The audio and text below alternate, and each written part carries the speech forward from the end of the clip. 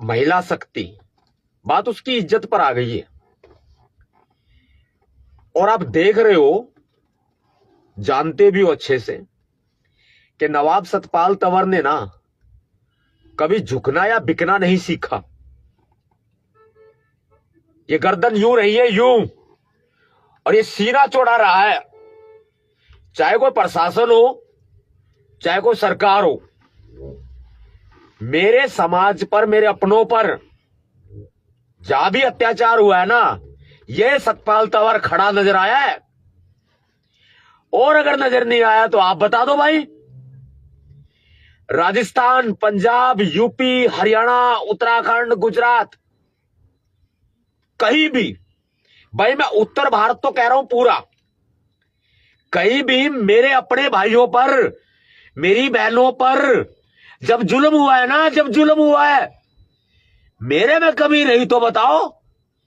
मैं अपने पास से, अपनी जेब से रुपया लगा लगा के, मैं अपने, जो मेरे खुद के अपने हैं, मेरे समाज के लोग हैं, मैं उनके दुख में शरीक होता हूं। भाई मेरे में कोई कमी है तो गाड़ दो मेरे को, मैंने मना किया है। आप मुझे कहो, मेरी कमी बताओ, मैं अपनी कमी सुधारूंगा। लेकिन आज आप पूरा का पूरा आप इतिहास उठा के देख लो। 2016 सपना चौधरी के मामले से उठा के देख लो। 2010 में मैंने भीमसेना बनाई थी और 2009 में मैंने बसपा के लिए लाठी खाई थी। वो वाक्य उठा के देख लो भाई। मेरी कविताएं, मेरे लेख जो अखबारों में छपते आए हैं, वो उठा के देख लो भाई। मेरे भाषण उठा के देख लो भाई। सोशल मीडिया पे मेरी वीडियोज उठा के देख लो भाई आप। ऐसा कोई दिन नहीं गया हो जब मैंने इस मनुवादियों का विरोध ना किया हो, बीजेपी का, आरएसएस का विरोध ना किया हो। बहुत से लोगों को मेरी बात करने की शैली अच्छी नहीं लगती हो सकती है। मैं उनको ये कहता हूं, तथाकथित बुद्धिजीवी ज्ञानवर्धक कैप्सूल, मैं जैसा हूं वैसा ही रहूंगा। बात आज एक बहन बेटी की इज्जत पे आ गई है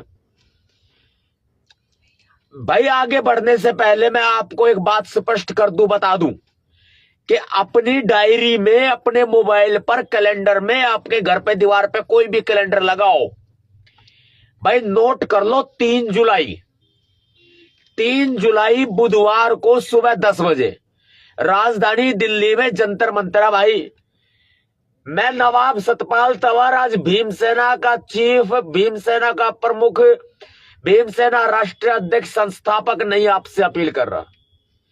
मैं एक बेटा अपील कर रहा हूं, मैं एक भाई अपील कर रहा हूं, मैं एक दोस्त अपील कर रहा हूं, मैं किसी पत्नी का पति अपील कर रहा हूं। भाई आज एक बहन बेटी जो महिला शक्ति है, जो मेरी पत्नी है, जो समाज में हमेशा मेरे साथ कंधे से कंधा मिलाकर लड़ती आई है, जिन्होंने मेरे साथ खड़े होकर मेहनत की है, वो कहीं की भी जेल रही हो, उस जेल से मुझे आप लोगों के प्यार, प्रेम से, सहयोग से बाहर निकाला है।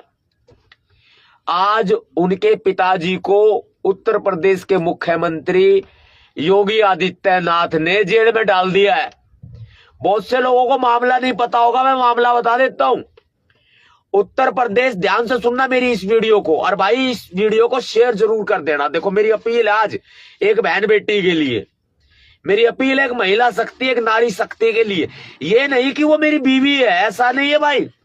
वो किसी की मां भी है, किसी बच्चे की, जो अपना भूख प्यास परिवार त्याग कर मेरे साथ लगी फिरती है। 2-2 बच्चे वो खो चुकी है मेरी अनदेखी के चलते। जो मैं समाज में भगा भगा फिरता हूं, वो 2 बच्चे खो चुकी है। उनके 3 भाई अब दुनिया में नहीं है, जवानी में ही वो हमेशा चले गए।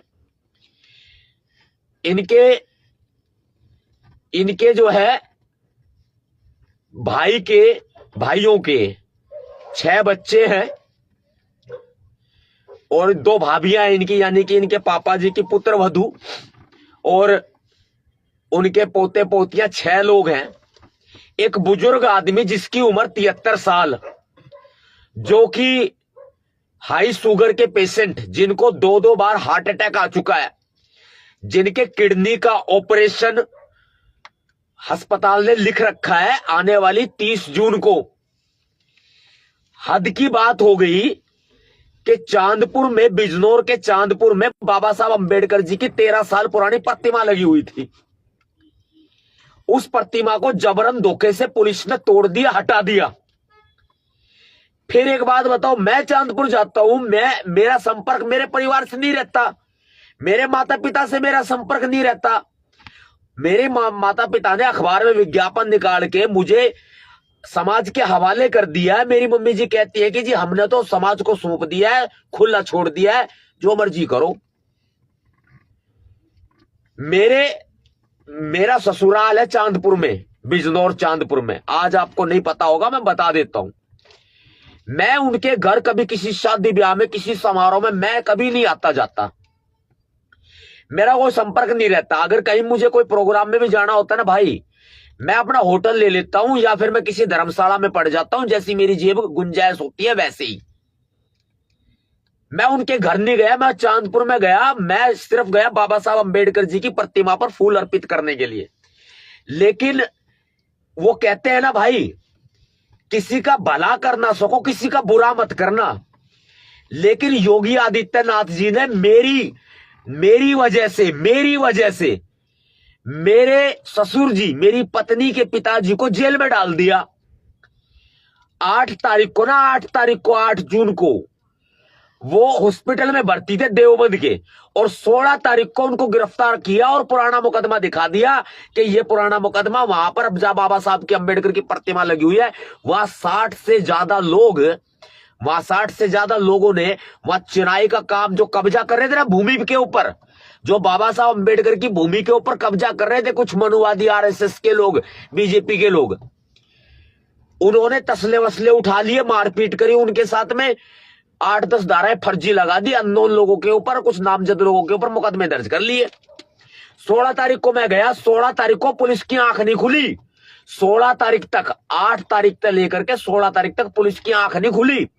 जो ये अपने आप को बहादुर पुलिस कहती है, यूपी की पुलिस बहुत अच्छी पुलिस है भाई, मैं तारीफ करता हूं यूपी की पुलिस की। योगी की पुलिस नहीं है वो मेरे देश के संविधान की पुलिस है, मैं तारीफ करता हूं। लेकिन यूपी की पुलिस को योगी आदित्यनाथ जी ने अपनी गुलाम बना के रख लिया,